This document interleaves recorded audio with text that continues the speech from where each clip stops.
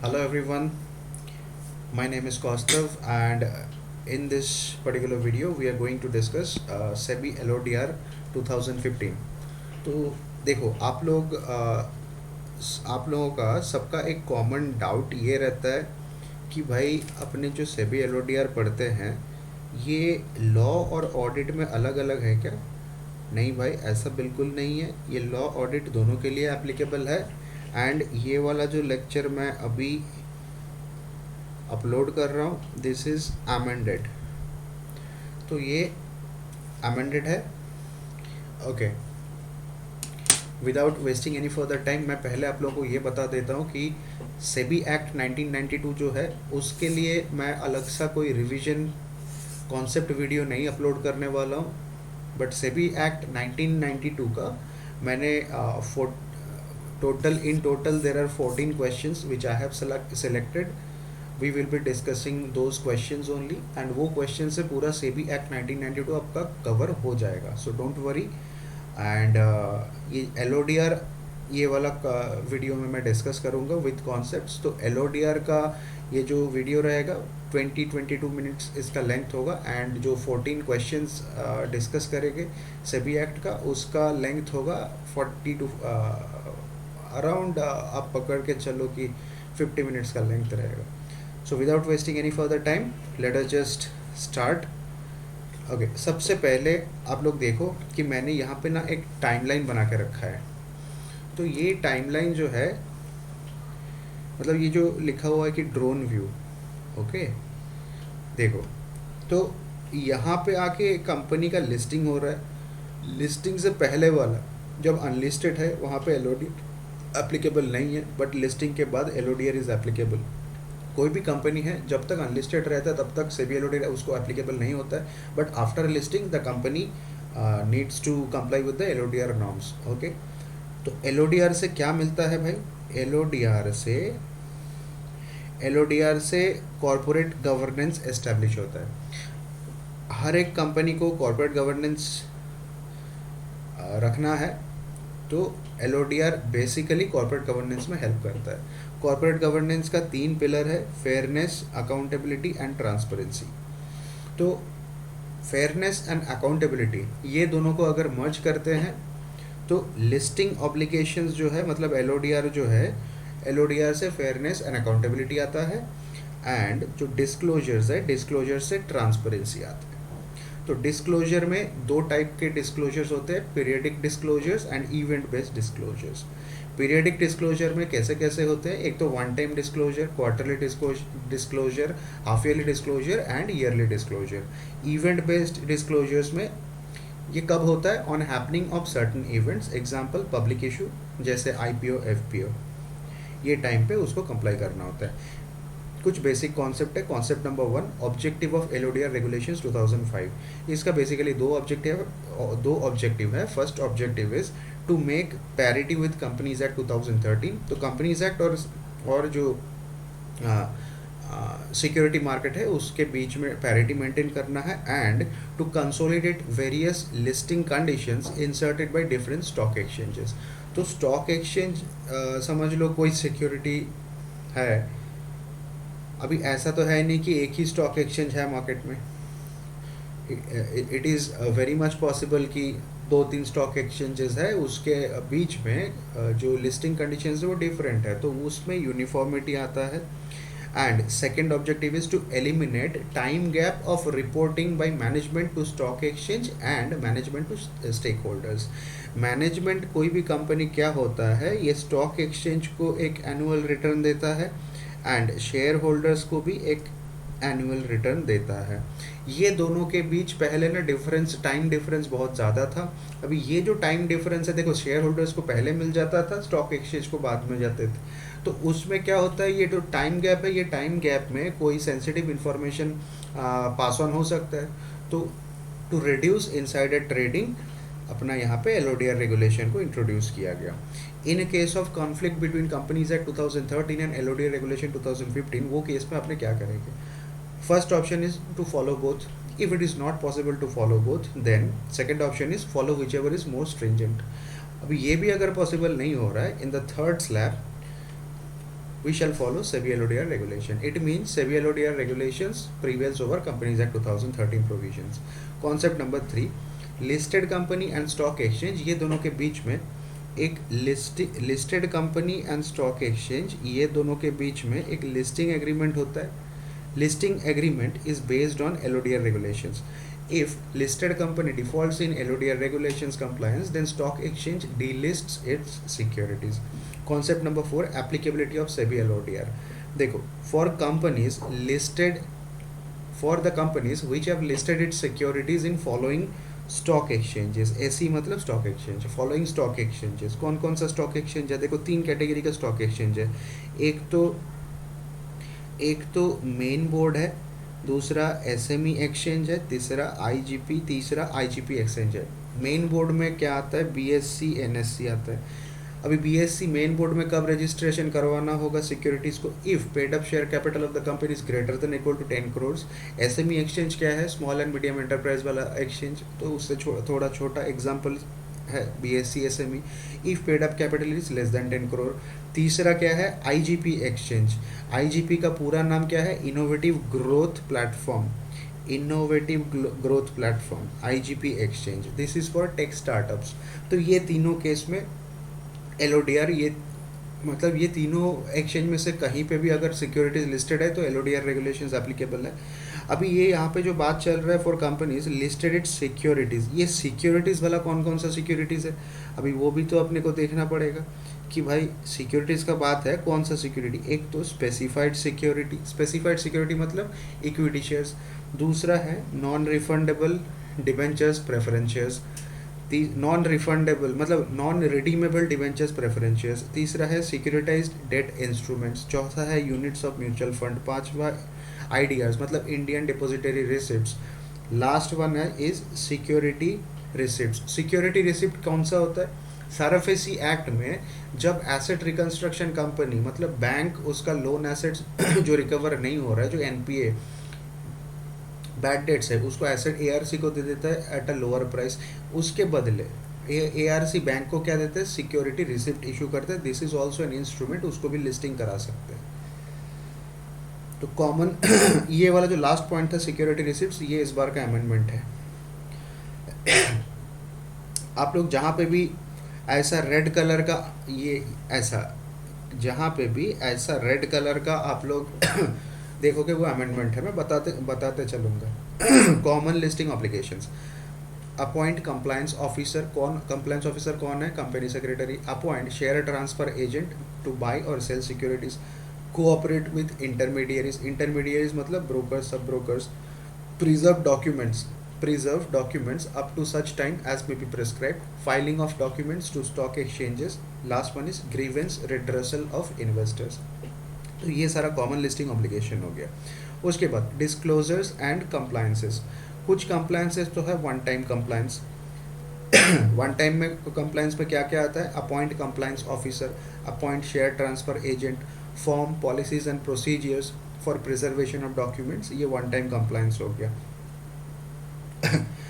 ऊपर जो अमेंडमेंट है पढ़ लेते हैं. Listed entity shall submit within 30 days from date of publication of its standalone financial statement and consolidated financial statement for half year. तो क्या है? Listed entity shall submit within 30 days from the date of publication of its standalone financial statement and consolidated financial statement for a half year. It needs to disclose related party transactions on consolidated basis. It needs to disclose related party transaction on consolidated basis. But यहाँ पे एक दूसरा क्या बात है? For HVD only standalone financial statement is required. HVD का मतलब क्या है?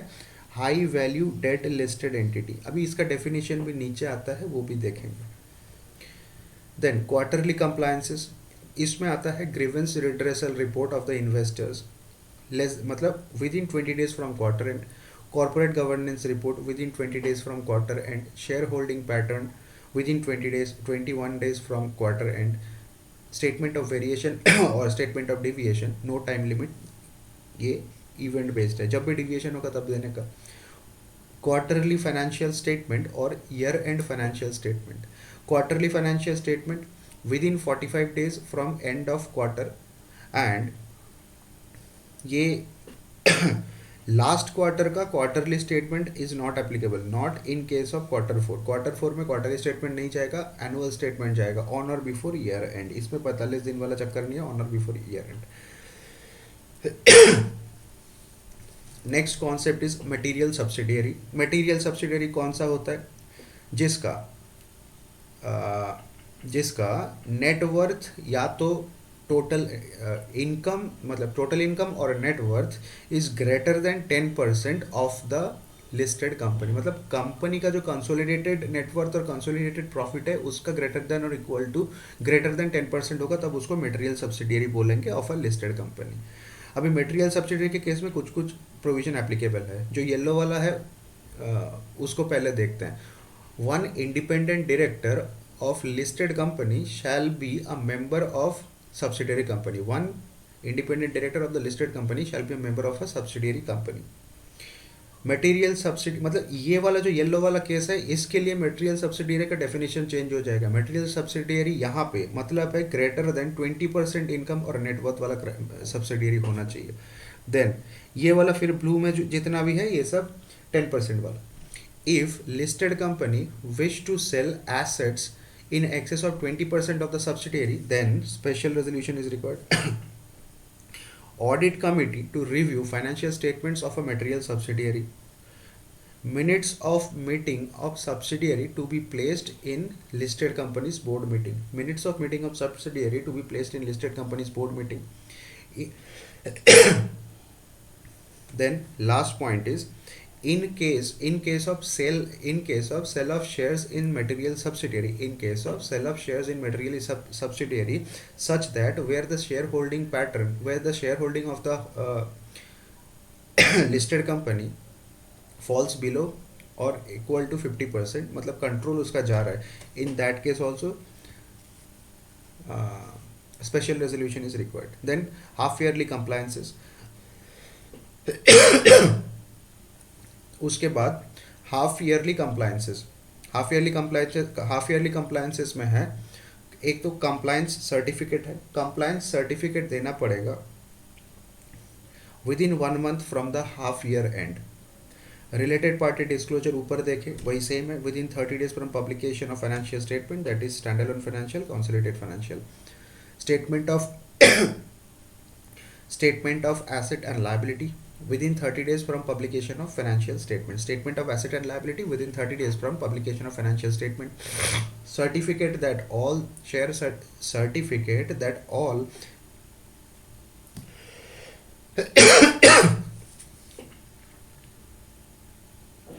half yearly compliances में क्या आता है? A certificate that all share certificates issued within 30 days from application. A certificate that all share certificates are issued within 30 days from application. अब ये जो सर्टिफिकेट है ये भी within 1 month from the half year end. उसके बाद yearly compliances. उसके बाद yearly compliances, annual listing fees within 30 days from year end, standalone financial statement. देखो annual listing fees within 30 days from year end, standalone financial statement within 60 days from year end, annual report to stock exchange, before annual report to shareholders, changes in annual report to stock exchange within 48 hours from AGM। तो नीचे यहाँ पे एक timeline बना के रखा है। यहाँ पे सबसे पहले यहाँ तो आता है एनुअल रिपोर्ट। अभी जो एनुअल रिपोर्ट देखो annual report to stock exchange जो है वो annual report to shareholders से पहले दे देना पड़ेगा। अभी annual report to shareholders है, वहाँ पे 21 days के अंदर एजीएम कंडक्ट करना पड़ता है। अभी एजीएम में if there is any changes in annual report, देखो एजीएम में क्या होता है, जो एनुअल रिपोर्ट है ना वो अप्रूव होता है। Any changes in annual report is made, तो ये चेंजेस एजीएम से 48 आवर्स के अंदर इसको दे देना पड़ेगा स्टॉक एक्सचेंज को। तो ये यहाँ का ये वाला हो गया। देन उसके बाद उसके बाद अपने यहाँ पे कवर करेंगे composition of board of directors. सबसे पहले composition of board of directors में क्या आता है, यहाँ पे जो चेयरपर्सन है अगर वो एग्जीक्यूटिव डायरेक्टर हुआ, if the chairperson is executive director, in that case greater than equal to half should be non-executive director. जहाँ पे चेयरपर्सन इज इक्वल टू मतलब चेयरपर्सन नॉन एग्जीक्यूटिव डायरेक्टर है, in that case greater than और equal to 1/3 independent director होना चाहिए. Chairperson, जहाँ पे तीसरा केस है chairperson is not a regular non executive director, तो half independent director. Chairperson regular non executive director plus यहाँ पे क्या है, यहाँ पे एक तो है जो, देखो सबसे पहले क्या है, यहाँ पे चेयरपर्सन है regular non executive director and he is related to promoter की मैनेजरियल पर्सनल, तो यहाँ पे भी greater than equal to half independent director होगा. Company issued, where the company issued superior right equity shares, वहाँ पे ग्रेटर देन और equal to half independent directors होना चाहिए. ठीक है, company issued superior right equity shares, in that case greater than और equal to half independent directors रहना चाहिए. Last case, if the company wishes to appoint a non executive director of age greater than और equal to 75 years, तो ये case में general meeting में एक special resolution pass करना पड़ेगा, एक्सप्लेनेटरी नोट देना पड़ेगा to appoint the non executive director above 75 और equal to 75 years of age. यहाँ पे एक ही चीज़ याद रखना है, जहाँ पे चेयरपर्सन एक नॉन एग्जीक्यूटिव डायरेक्टर है and he is not related, non executive director and not related, ये वाला केस सिर्फ अलग अलग है, इसमें 1/3 है, बाकी सब जगह पे हाफ है independent director. If outstanding superior right equity share than half independent director होना चाहिए. बोर्ड मीटिंग क्या है, 4 times इन अ ईयर, आप लोग कंपनी लॉ में भी पढ़ते हो, board meeting should be 4 times in a year and maximum gap is not more than 120 days. अभी नीचे कुछ छोटा छोटा पॉइंट्स है. At least half non executive director board में हमेशा होना चाहिए, बोर्ड में हमेशा at least half non executive director होना चाहिए and they should not be managing director, whole time director. At least 1 women director रहना चाहिए, एटलीस्ट 1 वुमेन डायरेक्टर रहना चाहिए. अभी कौन सा कंपनी में वुमेन डायरेक्टर होना चाहिए वो भी नीचे आते हैं. Then meeting of independent directors 1 meeting in a year, इसका नीचे एक अमेंडमेंट है वो भी देखते हैं. Then requirements for top 500,000 2,000 companies. अभी ये जो टॉप कंपनीज का क्लासिफिकेशन हुआ, टॉप 500, टॉप 100,000, टॉप 2,000, अभी कौन सा बेसिस पे, अभी रिक्वायरमेंट ये जो टॉप 500,000 2,000 है, this is as on 1 April 2021 on market capitalisation at the end of preceding financial year. तो प्रीसीडिंग फाइनेंशियल ईयर के एंड में जो मार्केट कैप था उसके बेसिस पे ये क्लासिफिकेशन होता है. तो यहाँ पे कुछ स्पेसिफिक रिक्वायरमेंट्स हैं. जो टॉप 500 कंपनीज है उसके लिए chairperson mandatorily non executive director होना चाहिए, मतलब ये वाला केस में फॉल करेगा. जो टॉप 500 कंपनी है उसका chairperson is mandatorily should be a non executive director and this criteria is not applicable to top 1000, top 2000. Then at least 1 women director, at least 1 women director and the women director should be an independent director. तो ये वाला top 500 and यहाँ पे देखो मैं यहाँ पे dot लगा दे रहा हूँ, टॉप 500 वो पहला वाला कंडीशन सिर्फ 500 में एप्लीकेबल है, वुमेन डायरेक्टर का कंडीशन 500,000 में एप्लीकेबल है. ये एटलीस्ट 6 डायरेक्टर्स बोर्ड में होना चाहिए, तो ये 500,000 और 2,000 तीनों में है. देन कोरम, मतलब बोर्ड मीटिंग का कोरम कितना होना चाहिए, 1/3 ऑफ बोर्ड मेंबर्स और 3 directors whichever is higher. ये तो देखो तीनों में सेम है इसका requirement. Then risk management committee, risk management committee top 500 and top 1000 दोनों को मेंटेन करना पड़ेगा. यहाँ पे कुछ अमेंडमेंट है, पहला वाला देखते हैं. There shall be at least 1 meeting of independent directors in a year for all listed entity without presence of non-independent directors, board of directors and member of the management. सिर्फ independent directors मीटिंग में रहेंगे. All independent directors shall try to present in that meeting. Then high value debt based requirement, मतलब ये जो ऊपर HVD पढ़े थे क्या था? High value debt listed company, a company having non-convertible debenture greater than 500 crores. A company having non-convertible debenture greater than 500 crores as on 31st March of last year, तो उसको बोलेंगे HVD, high value debt listed company. And ये जो provision है, ये जो classification है, once applicable it is always applicable. उसके बाद maximum number of directorship by an individual at a time. इसमें मैक्सिमम 20 कंपनीज में डायरेक्टर बन सकता है. उसमें से मैक्सिमम जो पब्लिक कंपनी है वो 10 कंपनी में रह सकता है. Balance in private company. अभी पब्लिक कंपनी में जो 10 है उसके अंदर लिस्टेड में मैक्सिमम 7, अनलिस्टेड में बैलेंस आउट ऑफ 10. यहाँ पे दो स्पेशल कंडीशन है. A person can be independent director in all 7 listed companies. A person can be independent director in all 7 listed companies. But where a person is a whole-time director or managing director in any listed company, where a person is whole-time director, managing director in any listed company, then maximum 3 listed company में independent director बन सकता है. तो independent director का जो maximum number 7 से 3 हो जाता है if he is a whole time director managing director in any listed entity. Okay, ये वाला हुआ अपना maximum number of directorship.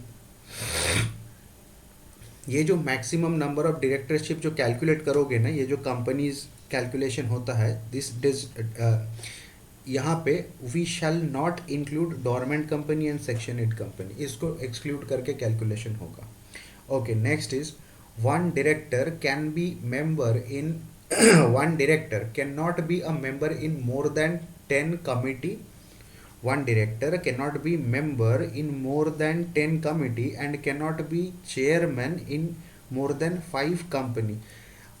A director cannot be a member in more than 10 committees, and committees मतलब audit committee, stakeholder committee. तो ये वाला section क्या बोल रहा है? A director can not be a member in more than 10 committees and can not be chairman more than 5 companies. Any public only public company यहाँ पे मतलब ये जो चेयरमैन का क्राइटेरिया सिर्फ पब्लिक कंपनी लेंगे, एंड जो कमिटी यहाँ पे काउंट करना है only audit committee and stakeholder relationship committee को काउंट करेंगे. ये जो ऊपर जो कंपनी जो कितने कंपनी में बन सकता है, ऊपर यहाँ पे जो कितने कंपनी में बन सकता है जो आप लोग जो देख रहे हैं, देखो यहाँ पे कितने कंपनी में ये जो कंपनी का काउंटिंग है that excludes high value debt listed entity, private entity, section 8 company and foreign company. Okay, नीचे कुछ कमिटीज़ का डिस्कशन होगा. Types of committee, basically 4 committee is there. Audit committee, इसको AC बोलेंगे, नॉमिनेशन एंड रेम्यूनरेशन कमिटी, इसको NRC बोलते हैं, मतलब स्टेक होल्डर रिलेशनशिप कमिटी, इसको SRC, and risk management committee, इसको RMC. देन ऑडिट कमिटी का कॉन्स्टिट्यूशन क्या है? ऑडिट कमिटी का कॉन्स्टिट्यूशन है मिनिमम 3 मेंबर्स, उसमें से 2/3 इंडिपेंडेंट डायरेक्टर होना चाहिए. अभी मिनिमम 3 मेंबर्स है, इसमें से all members should be financially literate and one financial expert must be there. Company secretary to act as secretary to audit committee as well. तो मिनिमम 3 मेंबर्स, उसमें से 2/3 इंडिपेंडेंट डायरेक्टर. अभी chairperson should be an independent director if a company have outstanding superior right equity share. If a company having outstanding superior right equity shares, then all members should be independent director in the audit committee.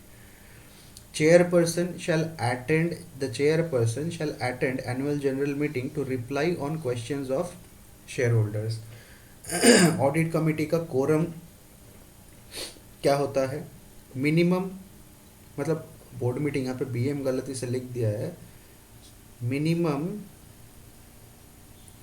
minimum 4 audit committee meetings in a year, maximum difference between two meeting is 120 days. Board meeting जैसा ही same है.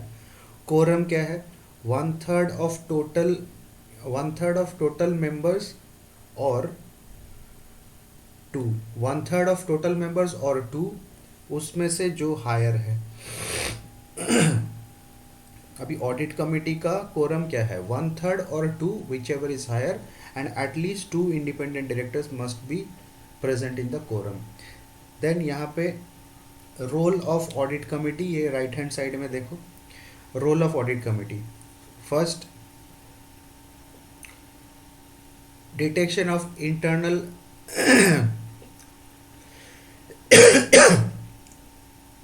first point is detection of internal control system by statutory auditor. दूसरा point है appoint. First point is detection of internal control system by statutory auditors. Second point is appoint internal auditors. Third point is review internal audit report. Then review management discussion and analysis. Review financial statement before submission to board of directors. Appointment remuneration of statutory auditors. Internal financial controls are present or not. Approval of related party transactions. Internal audit function है कि नहीं है. Review any negative, मतलब review qualified remarks in the draft audit report to ensure vigil mechanism is there. then ये वाला amendment है red में. Audit committee shall consider, audit देखो यहाँ पे एक ये अमेंडमेंट छोटा सा है. Audit committee shall consider and comment on rational cost benefit of schemes involving merger, amalgamation, demerger and impact on listed entity and shareholders. तो क्या है? Audit committee shall consider and comment on the rational and cost benefits of schemes involving merger, amalgamation, demerger and impact of the scheme on listed entity and shareholders. उसके बाद next committee है nomination and remuneration committee. इसका constitution क्या है? Minimum 3 members रहना चाहिए. At least 50% independent directors होना चाहिए.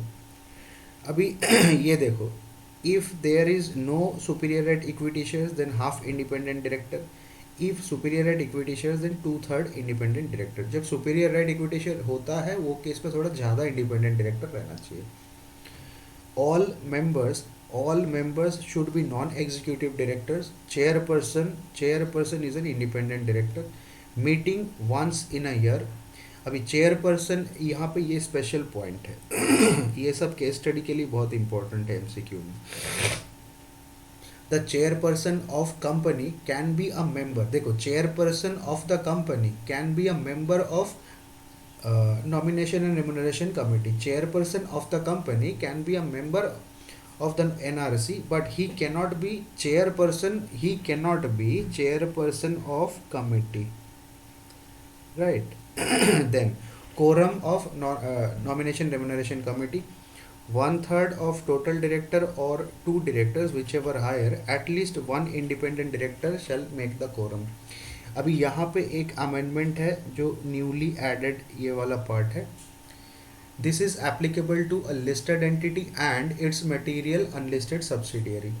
तो दो बातें हैं, एक तो सेक्रेटरियल ऑडिट है एंड राइट हैंड साइड में सेक्रेटरियल कंप्लायंस रिपोर्ट है. सेक्रेटरियल ऑडिट के केस में क्या कंप्लायंस है? It is mandatory to take secretarial audit and annex secretarial audit report given by company secretary in practice along with annual report with listed entities. तो क्या है? It is mandatory for a listed company and a material unlisted subsidiary of it to mandatorily take up secretarial audit and annex such secretarial audit report given by a company secretary in practice along with annual report with listed entities. Section 4 secretarial audit वाला section है, यहाँ पे companies act का वो applicable हो जाता है. Then secretarial compliance report. SEBI act, ये सेक्रेटरियल कंप्लायंस रिपोर्ट जो है, सेक्रेटरियल कंप्लायंस रिपोर्ट जो है यहाँ पे सेबी एक्ट 1992 का कंप्लायंस होना चाहिए. It is mandatory to submit this report to stock exchange within 60 days from end of each quarter. Secretarial compliance report, it is mandatory to submit this report to stock exchanges within 60 days from end of each financial year. मतलब ये अपना क्या हुआ, yearly compliance में आ जाता है, yearly compliance में आ जाएगा. Mandatory to submit this secretarial compliance report to the stock exchange within 60 days from end of each financial year. ऊपर अपना जो ईयरली कंप्लायंसेस था उसमें थोड़ा सा मॉडिफिकेशन कर देते हैं. एक नया चीज़ ऐड हुआ, क्या था, secretarial compliance report, right. Secretarial compliance report within 60 days, यहाँ पे ये एक नया चीज़ ऐड हुआ, secretarial compliance report within 60 days from year end. ये किसको एप्लीकेबल है, listed company plus its material subsidiary. Material subsidiary कौन है, जिसका greater than equal to 10% net worth और total income of consolidated financial statement जो है वो उसके लिए एप्लीकेबल होगा. तो कंप्लायंस क्या है, within 60 days from year end. चलो यहाँ पे उसके बाद वाला अपना कमिटी है stakeholder relationship committee. Stakeholder relationship committee, अभी नॉमिनेशन कमिटी का ऊपर तो अपने कवर कर लिए, ठीक है. Then stakeholder relationship committee, इसका काम क्या है, aspects of shareholders, debenture holders, other stakeholders. अभी यहाँ पे एक स्पेशल चीज़ है, if there is any sexual harassment of sexual harassment of women at work place, in this case number of complaints raised in a year, number of complaints disposed of in a year and number of complaints pending at the closing of the year, ये चीज़ का disclosure देना पड़ेगा. Then stake holder committee का composition क्या है, minimum 3 members. ये लोग executive director हो सकते हैं, नॉन एग्जीक्यूटिव डायरेक्टर हो सकते हैं, कोई फ़र्क नहीं पड़ता. एटलीस्ट 1 इंडिपेंडेंट डायरेक्टर इसका होना चाहिए. Chairperson must be a non executive director. Chairperson must be a non executive director meeting at least once in a year. Then last committee is risk management committee. इसमें थोड़ा सा अमेंडमेंट है. Risk management committee, देखो risk management committee में majority members from board of directors, majority members from board of directors, but यहाँ पे at least 1 independent director रहना चाहिए. एटलीस्ट यहाँ पे एटलीस्ट 1 इंडिपेंडेंट डायरेक्टर होना चाहिए. क्या बोला, majority members from the board of directors, 1 independent director. Chairperson जो भी है, ये जो चेयरपर्सन ये he shall be a member of the board. A chairperson, he must be a member of the board. और ये जो अदर मेंबर्स है, they can be senior executives like whole time director, managing director. Okay, यहाँ पे देखो at least 1 independent director का बात हो रहा है, but if the company is having outstanding equity if the company is having outstanding superior right equity shares, then ये 1 independent director का जो requirement है ये 2/3 independent director हो जाएगा. अभी रिस्क मैनेजमेंट कमिटी एप्लीकेबल किसको है, ये पहले टॉप 500 कंपनी को एप्लीकेबल होता था, अभी टॉप 1000 कंपनी बन गया है. Board of directors decides the role of risk management committee. और ये जो टॉप 1000 वाला कंडीशन है, दैट इज वंस, ये एक बार रिस्क मैनेजमेंट कमेटी इसको एप्लीकेबल हो गया, it is once applicable and always applicable. Then risk management committee का meeting twice in a year होना चाहिए, पहले एक बार था, अभी ये the meeting has, this is amendment, इसका जो मीटिंग है ये अभी क्या बोल रहा है कि there shall be two meeting two meetings in a year and not more than 180 days का गैप होना चाहिए। कोरम वही सेम बात है, बड़ा स्टैंडर्ड सा है, 1/3 और 2 whichever is higher, one board member shall be present. One यहाँ पे इंडिपेंडेंट डायरेक्टर का बात नहीं बोल रहा है, यहाँ पे क्या बोल रहा है, one board member shall be present at quorum.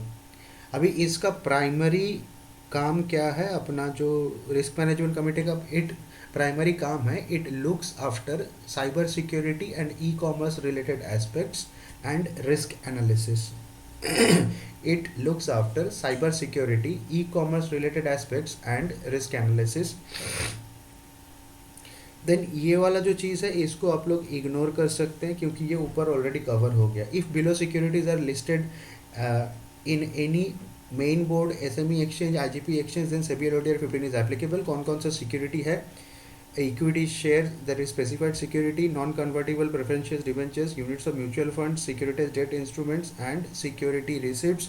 और इसमें और एक चीज़ है, आईडीआरस भी है, इंडियन डिपोजिटरी रिसिप्ट्स भी इसमें कवर्ड है।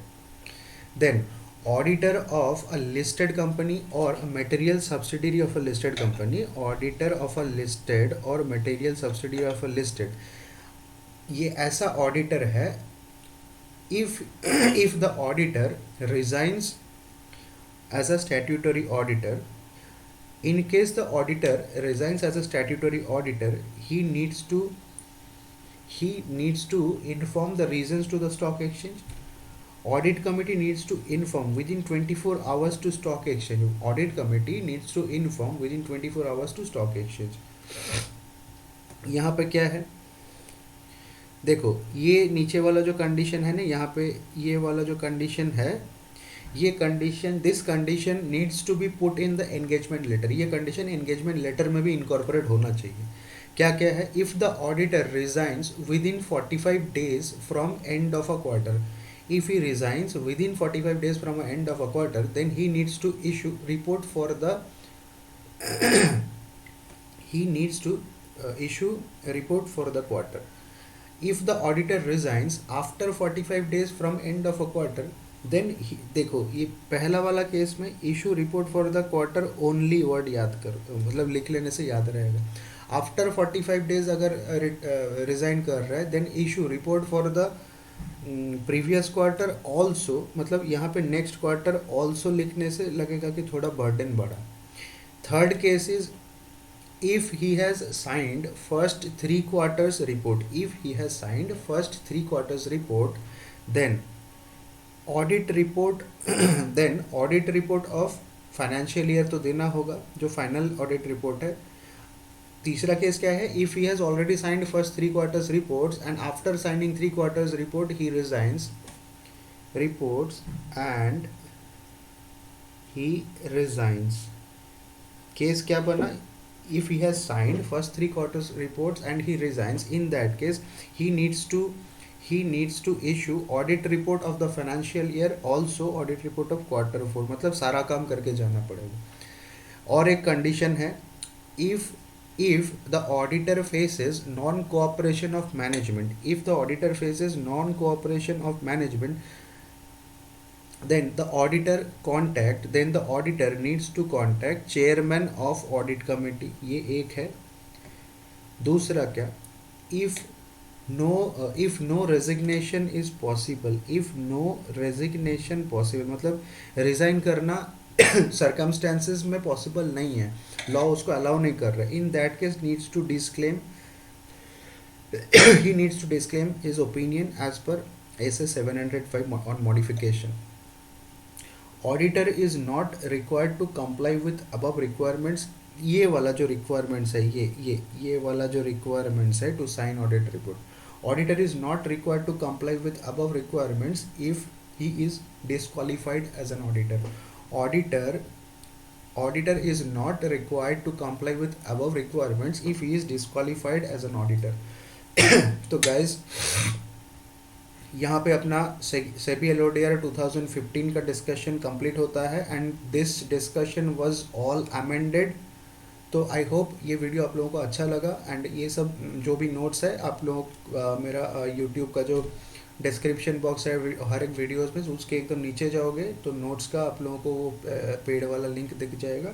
तो उसमें जाके आप लोग वो सब्सक्राइब करके नोट्स अवेल कर सकते हो. एंड अगर आप लोगों को मेरा वीडियोस अच्छा लगता है तो definitely you can like share and subscribe to my channel. उसमें मेरे को थोड़ा मोटिवेशन भी आता है. तो अगले वीडियो में हम लोग मिलेंगे. अगले वीडियो में अपना डिस्कशन रहेगा on we will continue with our company law miscellaneous topics like Nidhi company, registered valuer, dormant company, government company. वो वाला पार्ट ख़त्म करेंगे 2-3 वीडियो में, मतलब मोस्टली, और 2 आवर्स में अपना कंपनीज एक्ट पूरा कंप्लीट होगा. So guys stay tuned. तब तक के लिए bye bye, take care, love you all and जय हिंद.